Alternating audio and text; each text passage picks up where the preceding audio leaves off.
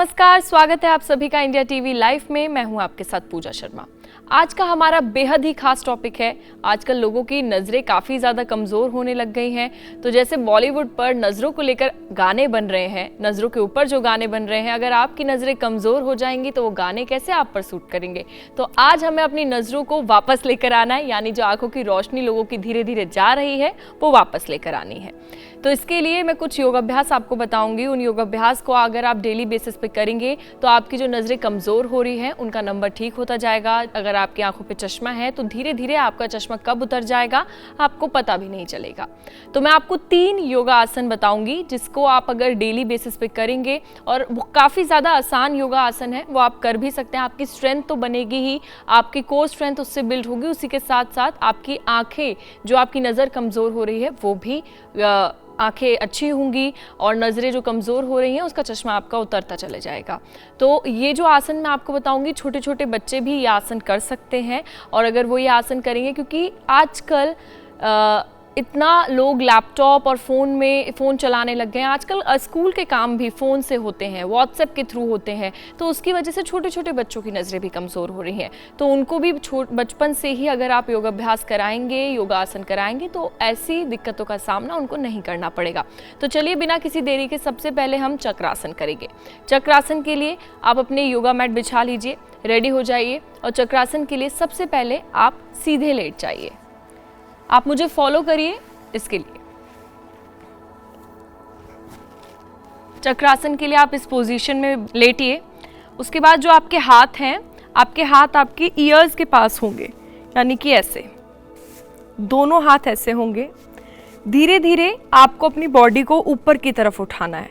धीरे धीरे पैरों के साथ आपको अपने आप को ऊपर लेकर जाना है, कुछ ऐसे।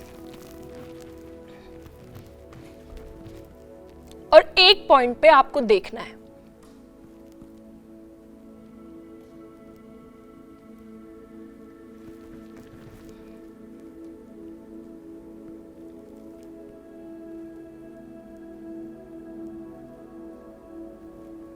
फिर धीरे धीरे वापस आइए।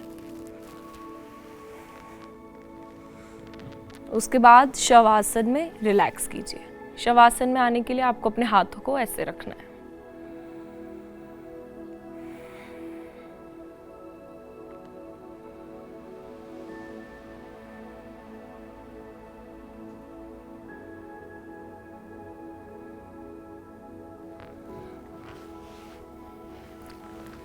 तो कुछ इस तरीके से आपको चक्रासन करना है। एक और बार मैं फिर से आपको चक्रासन करके बताऊंगी। चक्रासन करने से आपकी नज़र जो है, जो पावर बढ़ रहा है आपका चश्मे का, वो ठीक होता चला जाएगा। आपकी नज़रें बिल्कुल परफेक्ट होती चले जाएंगी। चक्रासन जब आप कर रहे हैं तो एक बात का ज़रूर ध्यान रखें कि जब आप चक्रासन कर रहे हैं तो जब आप जिस पोजीशन में आ जाते हैं चक्रासन की, उसमें आपको सिर्फ एक ही पॉइंट को देखना है। अगर अपनी नज़रों को आप इधर से उधर हिलाएंगे, पॉइंट चेंज करते रहेंगे, इधर से उधर देखेंगे, तो वो सही नहीं है और आपका बैलेंस भी बिगड़ सकता है। अगर आप एक ही पॉइंट पे फोकस रखेंगे तो उससे आपकी जिसके लिए हम ये आसन कर रहे हैं, नज़र जो कमज़ोर हो रही है वो ठीक होगी, आपका कंसंट्रेशन लेवल भी बढ़ेगा। एक और बार चक्रासन करते हैं। चक्रासन करने के लिए आप लेट जाइए, अपने हाथों को कानों के साथ में रखिए ऐसे। सांस लीजिए और सांस छोड़ते हुए धीरे धीरे ऊपर आइए।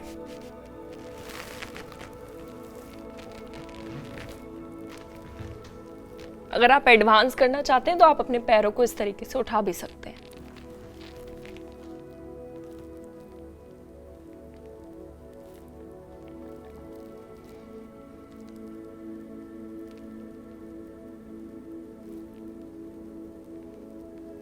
धीरे धीरे वापस शवासन में लेट जाइए।